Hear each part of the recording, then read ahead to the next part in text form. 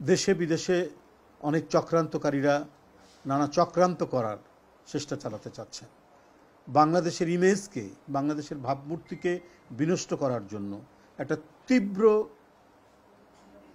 অসন্তোষ তৈরি করার জন্য হিন্দু সম্প্রদায়ের মধ্যে প্রচেষ্টা চলছে, নানাভাবে প্রচেষ্টা চলছে।